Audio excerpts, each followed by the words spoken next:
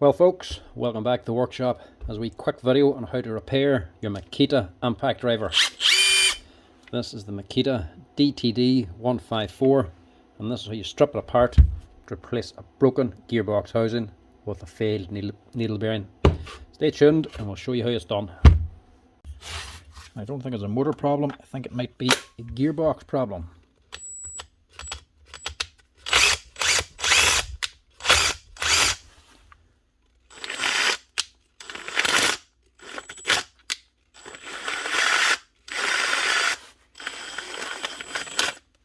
Something going on up in here.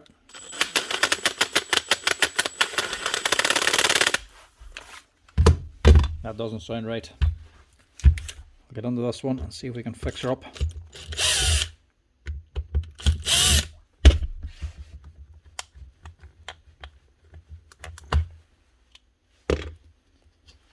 That was very stiff for a start.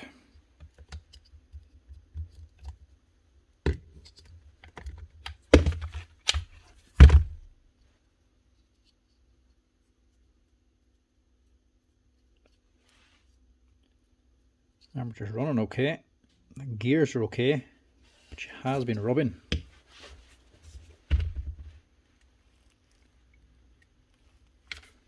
Don't know if it's the motor rubbing or is there a problem in the gearbox causing it to move.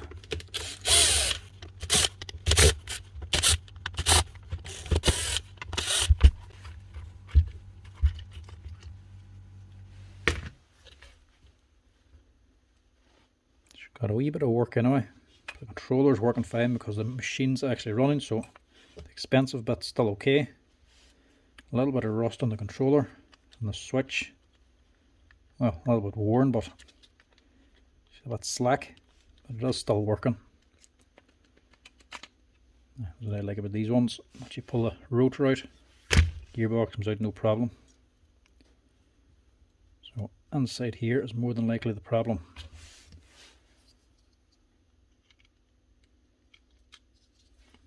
Look at the size of the actual armature compared to the gearbox. Gives you an idea how small and power dense these wee motors are now. Right. Problems definitely inside of this. She's barely turning at all. She's actually springing back. It's the hammer mechanism that's actually got bound up or something.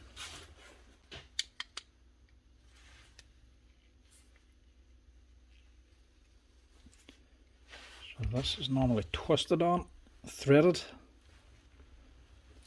But she seems very tight. So we'll stick that in the vise, put these on and see if we can get it slackened off.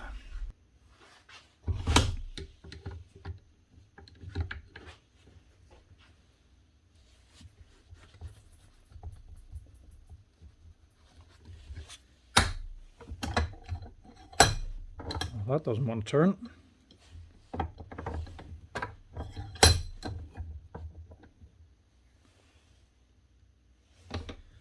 Can't grab it too tight either because it's only aluminium. End up bending it. Right, bit of heat.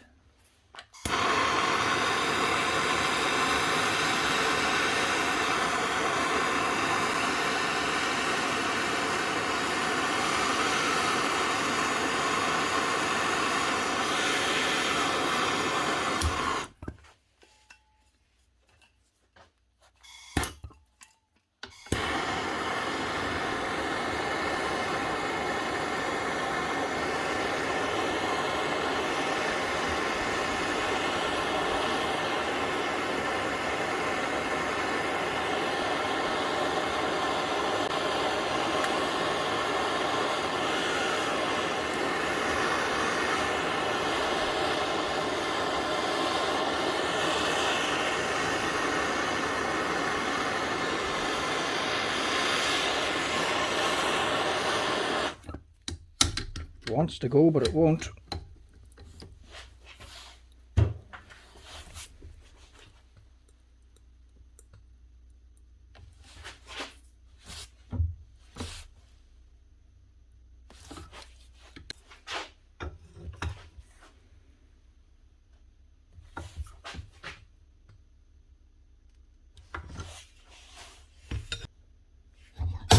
Maybe try it this way.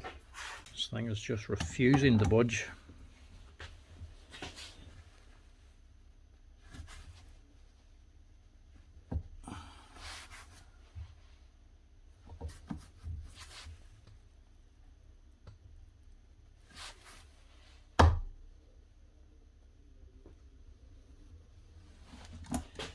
There we go.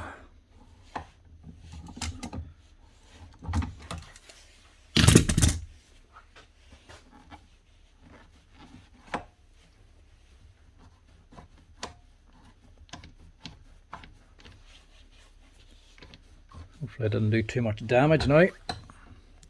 Getting that off.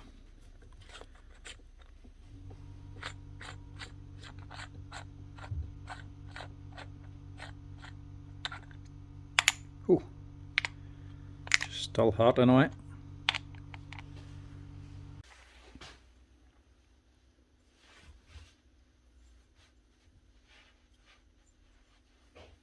It's not the bearing anyway. Must be something deeper inside.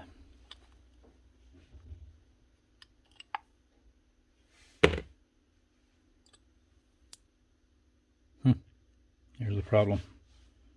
It's going to say it could be the hammer jamming up or the gears, but it ain't them. You could do the clean though, and I'm going to need a clean now.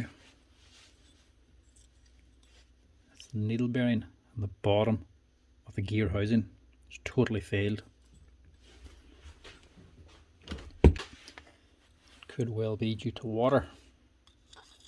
Plenty of rust and corrosion on this anyway. What year is this? Could be 2017 or 2019. I'll get this out and get her changed.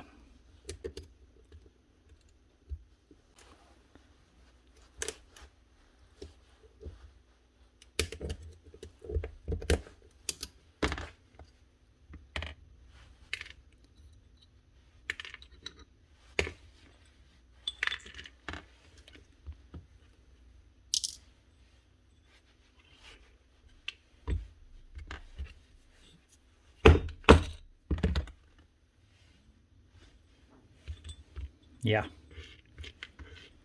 that's definitely gone anyway.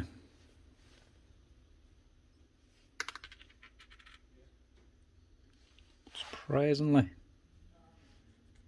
you might have done too much damage to the actual anvil. Might get away with that. It'll be worth it if it's only the gearbox housing. I don't think I can replace this bearing on its own. It's an actual needle bearing, like, not a bush.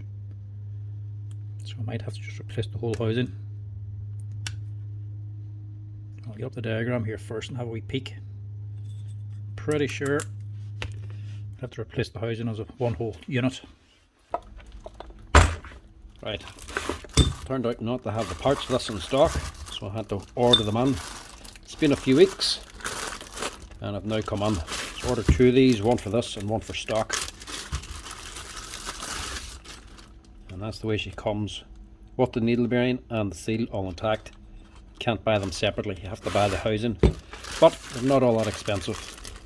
€17 plus the VAT, and it saves you having to install a needle bearing, so handy enough because they're not the easiest thing to get out or to replace, so you probably would rather it this way.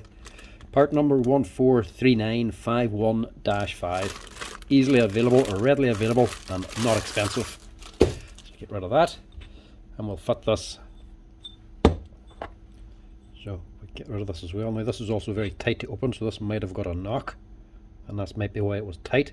So it might be better to be replacing the whole thing. So this thing, get rid of this. On the bottom there is a little washer. Just take that out. That's if I can get it out. So remove that. Forget about that bit. We just need to put all this back together again.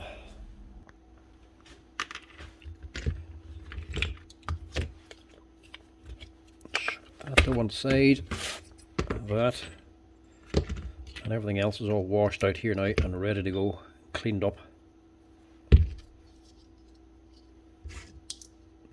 Just make sure we don't lose the wee balls of the tool holder. Make sure nothing's stuck to the rotor. So these bits here are all the tool holder. Keep them all together, and that one there. And these are all on here.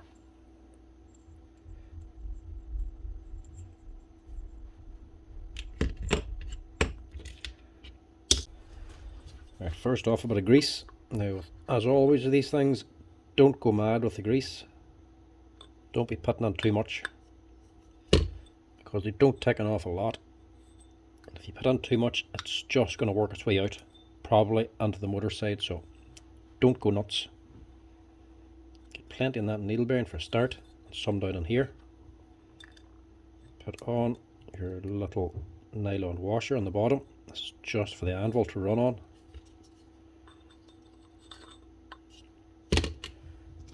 And then install the anvil.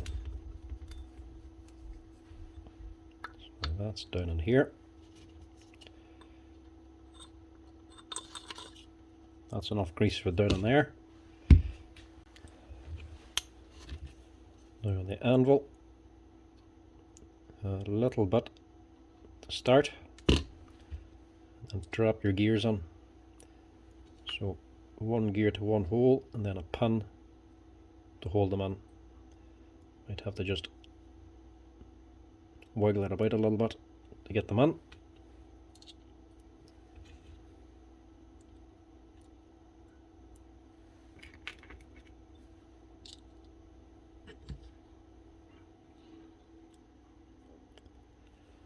Drop them in. Just put a little bit of extra grease on the gears, nothing major. And a little bit down in here.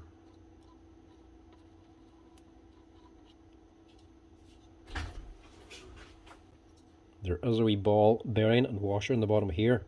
You can't really get to it when they're washed out, so you just have to put in enough. When it's running, it'll work its way down onto there. And also, just over here, on this track, there are two other balls in here. And that's about it. You don't need an awful lot of grease. Like I say, any extra you put in will just come out. So drop that in first. And to hold them pins in, there's a little washer on top. And this ring gear, it has these sides protruding and this side smooth. So which way to put it in? If you put it in that way, it's going to be sitting down too far and miss these gears completely. So it has to go in that way.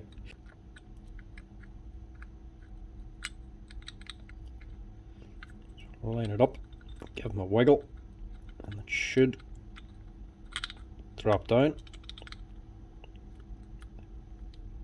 So that's sitting in there.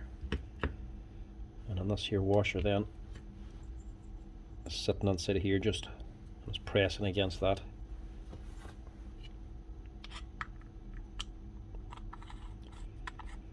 Screw it all back together, and you're good to go.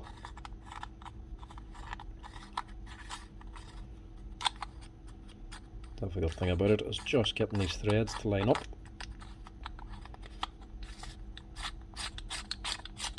Don't force it. Very easily cross-threaded, so keep going backwards till you get it onto the right thread again. And just tighten that up and we'll get it reinstalled. Clamp it in the vise and just give it a wee turn by hand. That's all you need to do. Now as for the wiring, get all this back in again. First thing is your little LED. Drop that on. Just get your change lever installed as well. At the same time,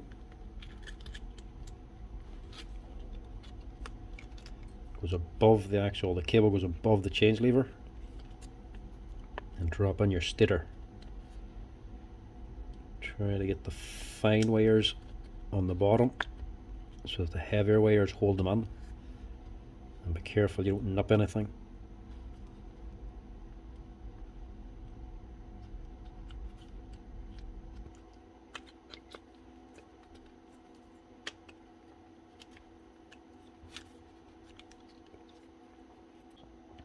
That's it, simple as that.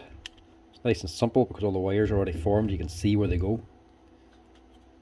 And as well, you can replace the switch on it, and the stator, and the battery retainer. The controller you can as well, but probably wouldn't be worth actually doing. And then after you're finished that, it's just a matter of dropping on your gearbox. It just sits in.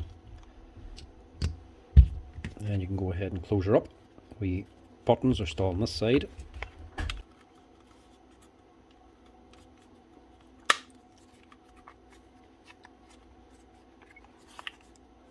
Make sure it all clicks together. That's sitting flat.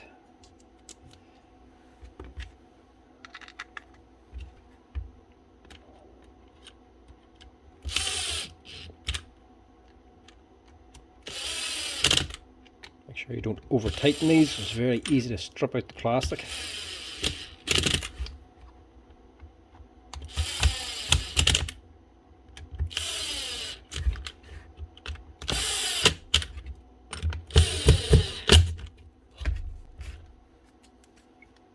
There's a gap around here. That's simply because the rubber overmolding is actually gone, but it makes no difference. It's actually the plastic body holding this. That's just a gap. It's not going to make any difference to the function. You could replace the body. It costs about another €20 just to replace the actual clamshell itself. But I think we'll get away this time with not doing it. It's going to be a cosmetic thing. It's not going to improve functionality of it.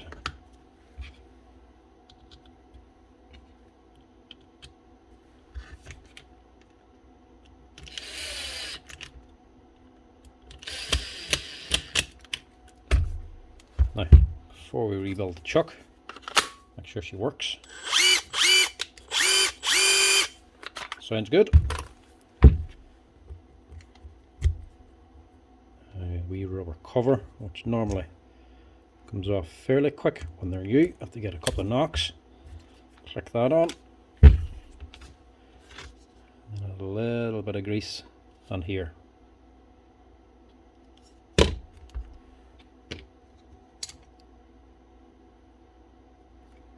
Just drop on them two wee steel balls. That's what's actually holding in your hex bit. And then your sleeve goes on first. So you got a wee chamfered side here that actually faces down. Because there's the open side then, it actually takes the spring and all in here. The side's too narrow. So that goes on first. Then your spring and your washer. Balances on top. Push them down. And there's the little spring clip there that holds it all down. So you can easily put that on with your fingernail. It's not heavy. Push it down one side and just walk it around.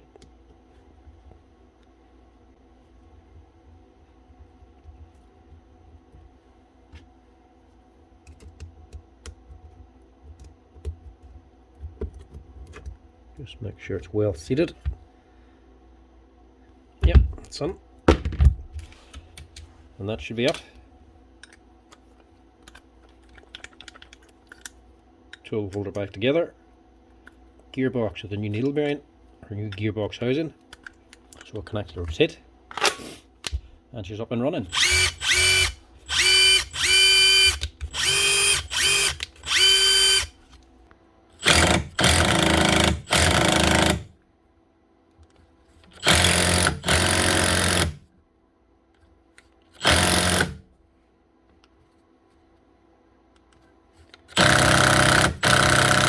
That's her.